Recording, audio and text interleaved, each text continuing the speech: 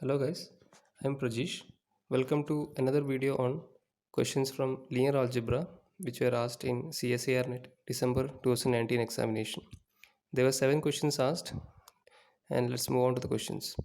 First question is this, that is for t belongs to R, we are asked to define a matrix M of t and we are asked which of the following statements are true. So determinant of M of t is a polynomial of degree 3 in t. Determinant of M of t is 0 for all t belongs to R. Determinant of M of t is 0 for infinitely many t belongs to R, and determinant of M of t is 0 for exactly 2 t belongs to R. This is comparatively a simpler question. If you move on to the solution here, we can see the determinant of M or determinant of M of t is given as 1 times 1 minus t square minus t times 1 minus 0 plus 0, which is equal to 1 minus t square minus t. So what we're getting here is a polynomial of degree 2 in the variable t. So the first option is not correct. Now determinant equal to 0 means that 1 minus t square minus t is equal to 0, right? Because determinant is 1 minus t square minus t. So when does this determinant of m become 0? It becomes 0 when 1 minus t square minus t is equal to 0. So we have to find the values of t at which this becomes 0.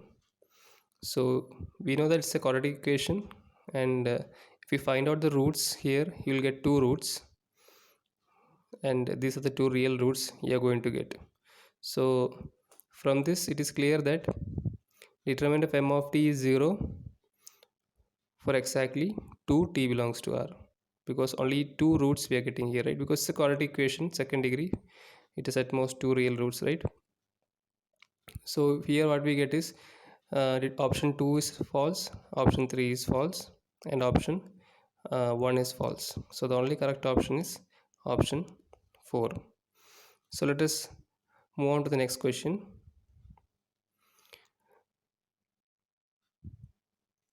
We have a question from quadratic form. So for a quadratic form in 3 variables over R, let R be the rank and S be the signature. We are asked the number of possible pairs of R comma S. We are given the options as 13, 9, 10 and 16. So a quadratic form in 3 variables over field R is basically represented in this manner. Q of xyz is given as ax square plus by square plus cz square plus 2dxy plus 2exz plus 2fyz, and this also is nothing but something of the form some x transpose ax, where x is nothing but our vector xyz and a is some symmetric matrix. So you can see this qyz can be represented in this manner in the form of x transpose ax. Now we also have this result that rank of this quadratic form is basically equal to rank of this particular matrix, and let us choose that equal to R. Now another thing we must keep in mind is the canonical form for Q is basically given in this manner, and rank of Q is given as R, which is P plus N, and signature is basically S, which is equal to P minus N, where P is the number of positive terms in the canonical form of Q and N is the number of negative terms in the canonical form of Q. So now we are going to check the values of different pairs of RS which are possible. So we can see we have here a matrix of order 3 by 3. So it can have rank 3, it can have rank 2, it can have rank 1, or it can have rank 0. So this R values can basically be 4 values, 4 type of values we can take. R can take 3, R can take 2, 1 and 0, and depending upon that we are going to find different possible values of S by choosing all the P and N values possible. So if you take case 1, that is rank of A is 3, then one such case is that P can be 3 and n can be 0. The number of positive terms can be 3 and the negative terms is 0. So in that case we get s to be p minus n, which is 3, and hence one such pair is 3 comma 3. Now if you take p to be 2 and n to be 1, we get s to be 1. So another such pair is 3 comma 1. If you take p equal to 1 and n equal to 2, we get p minus n, the value of s to be minus 1. Hence another such pair is 3 comma minus 1. Another possibility for p and n is p is 0 and n is 3. So s will become 0 minus 3, which is minus 3, and hence another possibility for rs is 3 comma minus 3. Okay, now when you take rank of a to be 2, similarly we are going to give different possible values of p and n, and we are going to get different values. So you can see here, when you put p equal to 2, n equal to 0, so we get s to be 2, and hence rs will take one such pair is basically 2 comma 2. If you take p equal to 1 and n equal to 1, we get s to be 0, so we get 2 comma 0 as another pair. P equal to 0, n equal to 2, so we get s to be minus 2, and hence rs is 2 comma minus 2. One doubt we'll have is why I've not taken p equal to 3 again, because our rank of q is basically equal to p plus n, and that value is 2. So the possible values are only these. We cannot take 3 and minus 1 here, because there is nothing like minus 1 number of negative terms. Okay, so similarly when you go for case 3, we get rank of a is 1, that is we're choosing rank of a to be 1. Then we have two possibilities for p and n, and depending upon that we are getting two pairs, 1 1 1 minus 1. And similarly for rank 0 case, we have only one possibility, and we get r of s to be 0 comma 0. So if you count all the possible cases, first case we had 4 case, second case we had 3, third case we have 2, and the last case we have 1. So total we have number of possibilities is 10. So the correct option here is 3. Okay, so next we'll move on to another problem. So this is an interesting problem. If you take M4 of R, the space of all 4 by 4 matrices over R, and we define W to be set of all Aij belongs to M4 of R such that summation I plus j is equal to k, Aij is equal to 0 for k equal to 2, 3, 4, 5, 6, 7 and 8. Then dimension of W is 7 or 8 or 9, or whether it is 10. So that is the question. So since we have a 4 by 4 matrix here, you can just visualize a matrix, 4 by 4 matrix of something of this kind. And if you try to understand W, you can see if you take k equal to 2, what you get is we have to find, just think of all Aij's for which I plus j will be equal to 2, right? So there is only one particular Aij of that form, that is A11, and that is when k is equal to 2, we get that summation I plus j equal to 2 Aij, all such Aij's, the summation is equal to 0. That means we are getting A11 equal to 0. Okay, so if you take k equal to 3, what you get here, we are getting nothing but set of all Aij for which summation I plus j is equal to 3 Aij is 0. So these two numbers, sorry, these two entries, A21 and A12, you can see 2 plus 1 is 3 and 1 plus 2 is 3.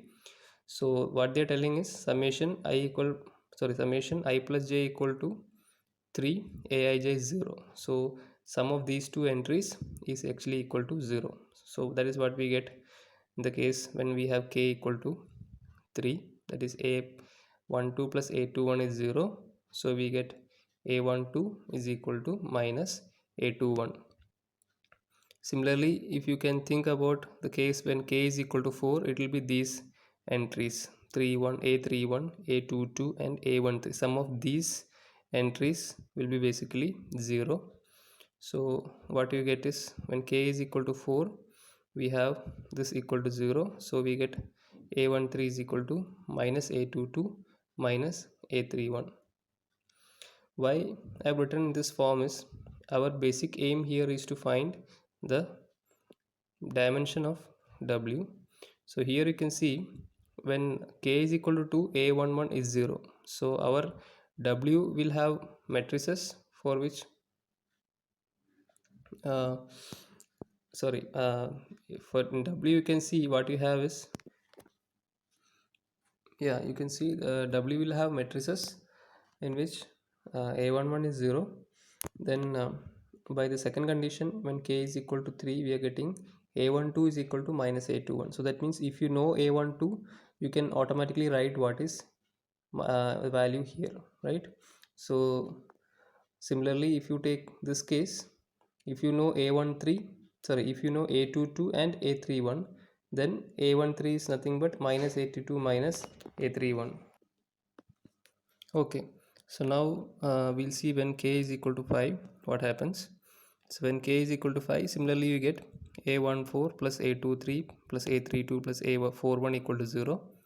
And from this you can write maybe a14 is equal to minus a23 minus a32 minus a41. So if you know a23, a32 and a41, you can automatically predict what is a14. Similarly, in the case of k equal to 6, you get a24 plus a33 plus a42 equal to 0, and a24 will be minus a33 minus a42. And when k is equal to 7, we get a34 plus a43 is 0, so a34 is minus a43. And when k equal to 8, we get a44 is equal to 0. So from this we can count how many entries we need basically. So you can see from here automatically we know a44 entry is 0. So among this we just need one to be known. If you know one, other is not required. So one from here, if you see this case, we need 2 so that we can predict the third one. So 1 plus 2, 3. In this case we need to know 3 so that we can predict the other one. So 1 plus 2 plus 3, so total 6. And the previous case 6 plus 2 here 8 and plus 1 9. So total we need 9 entries, isn't it? Then we can predict the complete matrix. So the dimension of W will be basically 9. So the option in this case which is correct is option 3, that is 9. So now we'll move on to the next question. This is an interesting question again.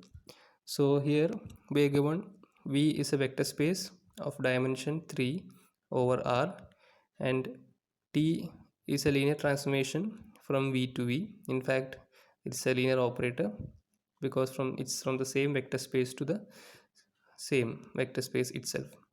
So it's given by a matrix 1 minus 1 0, 1 minus 4 3, minus 2 5 minus 3 with respect to an ordered basis v1 v2 v3 of V. So what we are given is, this is nothing but a matrix representation of this linear transformation or linear operator with respect to this ordered basis, and we are asked to find out which of the following statements are true. That is whether T of V3 is 0, T of V1 plus V2 is 0, or T of V1 plus V2 plus V3 is 0, or T of V1 plus V3 is T of V2. So let us see the solution. So if you just go back to your notes, you can see that how do we find the matrix representation of a linear transformation. What we do is, first of all we'll find T of V1 and we'll try to express that V1 in terms of the same basis elements V1 V2 and V3. Then we'll find T of V2, and again we'll do the same thing. We'll try to express that T of V2 in terms of the same basis elements V1 V2 V3. and in the end we'll write down the coefficients of v1 v2 v3 to be the first column here, right? And when you find t of v2, the coefficients of v1 v2 v3 will be coming in the second column, and if you find t of v3, then the coefficients of v1 v2 and v3 will be the third column entries. This is how we write the matrix representation of a particular transformation. So what we can see here is, since this t of v1 is basically a times v1 plus b times v2 plus c times v3, and the values of a, b and c are 1 1 and minus 2. That is from my observation of this column, right? Another thing which I would like to remind you is that you might also have seen something known as coordinate vectors, right? So in a particular ordered basis, the coordinate vector of t of v1 is the vector abc, or that means the vector 1 1 minus 2. So that's how we get the coordinate vector of t of v1 to be 1 1 minus 2. The coordinate vector of t of v2 is minus 1 minus 4 3, and the coordinate vector of t of v3 is 0 3 minus 3. T of v1 is equal to v1 plus v2 minus 2v3. T of v2 is minus v1 minus 4v2 plus 5v. Sorry, it is not 5v3, it is 3v3, because how we are writing this, just now I have shown you here, that is T of v1 is a times v1 plus b times v2 plus c times v3, where a is this 1, b is this 1, and c is minus 2. So we get v1 plus v2 minus 2v3, right? Similarly for t of v2 we get as minus v1 minus 4v2 plus 5v3, and so on. Okay, yeah, so I think the mistake was here, right? It was minus 1 minus 4 and 5. So this is what I've written is correct, minus v1 minus 4v2 plus 5v3, and t of v3 is 0v1 plus 3v2 minus 3v3. So we get what is t of v1, t of v2 and t of v3. Now we can just easily check the options. The first option was like t of v3 is 0. So here we can see t of v3 is not 0. It is basically 3v2 minus 3v3, and it will not be a 0 vector. Now t of, like, it need not be a 0 vector. Now if you take t of v1 plus v2, we know that t of v1 plus t of v2 is basically minus 3v2 plus 3v3, and it also need not be a 0 vector. Here you can see I have just used the property of linear transformation. That's how I am writing like this. Now if you check the third option, it is t of v1 plus v2 plus v3, which I can write as t of v1 plus t of v2 plus t of v3. But if you find the sum of these three vectors, that is you take t of v1 as this vector, t of v2 as this vector, and t of v3 as this vector, then if you sum it, you can see we get the vector as the 0 vector. So what we're getting is t of v1 plus v2 plus v3 is 0. You can just simply sum it. If you take v1, its coefficient, you can see v1 minus v1, and here nothing is there, so v1 minus v1 is 0 v1. If you take v2 minus 4v2, so that means minus 3v2 plus 3v2, that is again 0. And here you see minus 2v3 plus 5v3, that means 3v3 minus 3v3, so again it is 0. So what we are getting is a 0 vector here. So the last option was t of v1 plus v3 is not equal to, equal to t of v2, but it need not be the same. So the only correct option in this problem is the third one, that is t of v1 plus v2 plus v3 is equal to 0. Okay, so now we'll move on to the next question. So it's a question from inner product spaces and inner products and bilinear transformations, bilinear forms, all those things. So here we given C01 be the space of continuous real valued functions on closed interval 0 1, and we are asked to define a kind of inner product here, inner product FGS integral 0 to 1 f of t g of t square dt for all fg in C01, then which of the following statements is true? First one is the given inner product is given one is actually an inner product on C01. Second one, it is a bilinear form on C01. Third option, it is not a bilinear form on C01. And the last one is inner product FF is greater than or equal to 0 for all F in C01. So let us see the solution. So I'll just list out some properties of bilinear forms and inner products, so that using that property itself we can take out, or we can discuss the first three options. So for bilinear forms, these are some properties that hold. Uh, you can see here. Now if you take similarly for inner products, these are some other properties that inner product should hold. So these are some familiar things to you. If you find the product f alpha g, what you're going to get is integral 0 1 f of t alpha g of t square dt, and this becomes alpha square, and that we can take out the integration. So what you're getting is something like f alpha g is equal to alpha square in product f g. So that means we can see the linearity in this second term is not uh, followed. So what we can say is that it is not a bilinear form, and you know that an inner product is actually a kind of a bilinear form. So if it is not a bilinear form, so it is not an inner product also. So what we get is, in that case, the first two options are false.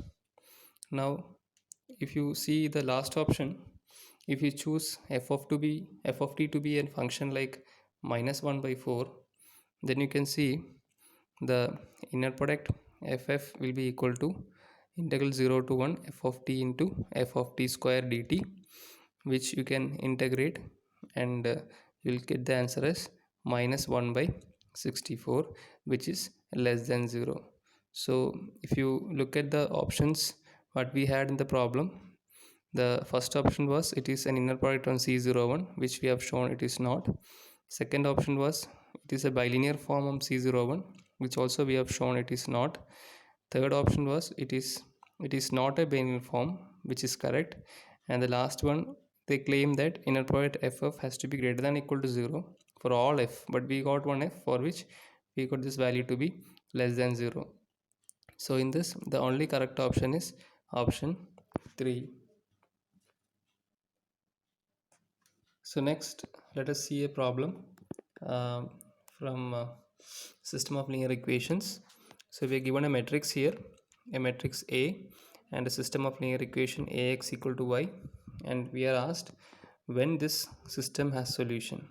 That is, it has solution only when y is something of this kind, a vector of this kind, or when y is a vector of this kind, or y is a vector of this kind, or for all y belongs to R3, it has solution.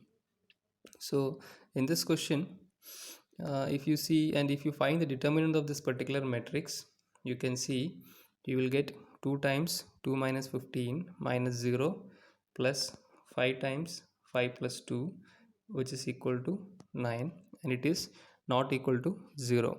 So when determinant is not equal to 0, we have that the matrix is a non-singular matrix and the inverse will always exist. So if you have Ax equal to y, you can just multiply on both sides with A inverse, you get x is equal to A inverse y, right?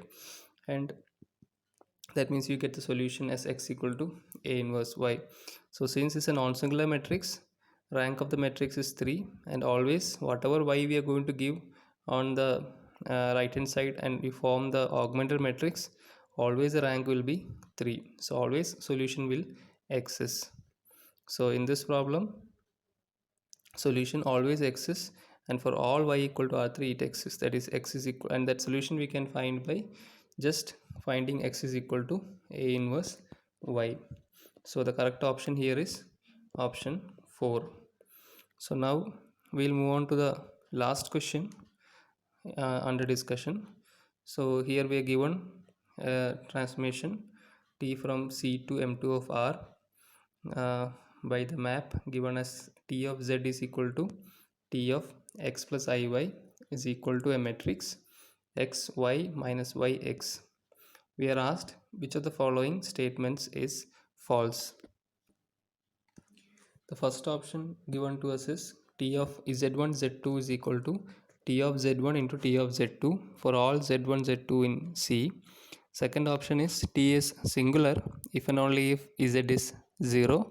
Third option is there does not exist non-zero a in M2 of R such that the trace of Tz times a is 0 for all z belongs to C. And the fourth option is T of z1 plus z2 is equal to T of z1 plus T of z2 for all z1 z2 belongs to C. So let us see the solution here. We are going to first check the first option here. So I'll just take z1 to be x1 plus iy1 and z2 to be x2 plus iy2, and if I find out z1 z2, what I get is something like this. If we find T of z1 by our definition, T of x1 plus iy1 will be equal to x1 y1 minus y1 x1, and if you find T of z2, we get T of x2 plus iy2 and is equal to x2 y2 minus y2 x2. And if you find T of z1 z2, because we already found what is z1 z2, just find T of z1 z2, you will get as this matrix, right? X coordinate is here, then same is here also, then y coordinate will come here and minus y will come here. So this was our z1 z2, so we'll get the matrix in this form. So let us check whether T of z1 times T of z2 is equal to T of z1 z2. You can see if you multiply T of z1 times T of z2, you're getting the same matrix. So from that what we get is option 1 is actually a true statement, but we are asked which of the following statements is false. So now let us move on to the second option. Second option says something like T of z is singular will imply that if and only if z equal to 0. That is what is the second option. So if you say T of z is singular, that means this matrix is basically singular matrix, and that means if it is singular means determinant of this matrix is 0, and determinant of this matrix 0 implies x square plus y square is 0, and if you want x square plus y square to be 0, then you must have both x and y has to be 0. So z value has to be, or z has to be 0, and if z is 0, automatically this matrix is also 0, because z is 0 plus 0 x is 0 and y is 0, so this matrix becomes a singular matrix. So this option, second option, is also a true statement, but it is not our answer because we are asked which of the following statements are false. Now if you move on to the third statement, that is what was given to us is there does not exist non-zero a belongs to M2 of R such that the trace of TZA is 0 for all Z belongs to C. What I am going to show you is this is the false statement. I am going to show you some existence of such matrices. So what you have to do is, if you take T of Z to be x plus T of Z to be x y minus yx, the matrix, and you consider A to be a matrix A B C D, then Tz times A is this matrix. Just multiply it, you get this matrix, and if you find the trace of that particular matrix, you get Ax plus Cy plus minus By plus Dx, and if the trace of the matrix is 0, then that means that Ax plus Cy plus minus By plus Dx is 0, or A plus Dx plus C minus By is 0. And if you choose A plus D to be 0 and C minus B to be 0, then what you get is D equal to minus A and C equal to B. That means if you choose our A matrix to be a matrix of this kind, that is A B B minus A, then for any Z belongs to Z, trace of Tz into A will be always equal to 0. So we got an existence of such matrices. So in that case, option 3 is a false statement, and that means it is true to our problem. Now if you look at the last option, uh, the last option, what we are going to do is we are going to check whether T of Z1 plus Z2 is equal to T of Z1 plus T of Z2 for all Z1 Z2 belongs to C. So here you can see Z1 is x1 plus iy1 and Z2 is x2 plus iy2. Then Z1 plus Z2 is x1 plus x2 plus I times y1 plus y2, and T of Z1 is this matrix, and T of Z2 is this matrix. And if you just find T of Z1 plus Z2, you get this matrix. We have already found what is Z1 plus Z2 here. And if you find T of Z1 plus T of Z2, you get the same matrix as T of Z1 plus Z2. So that means option 4 is also a true statement. So in this particular problem, the correct answer is option 3. Correct answer means we were asked which of the following was actually false, and we are getting option 3 to be the one which was false. So if you liked the content, then I would request you to please like and share the video, and subscribe my channel for getting more videos of such kind. Thank you for watching this video. See you in the next video.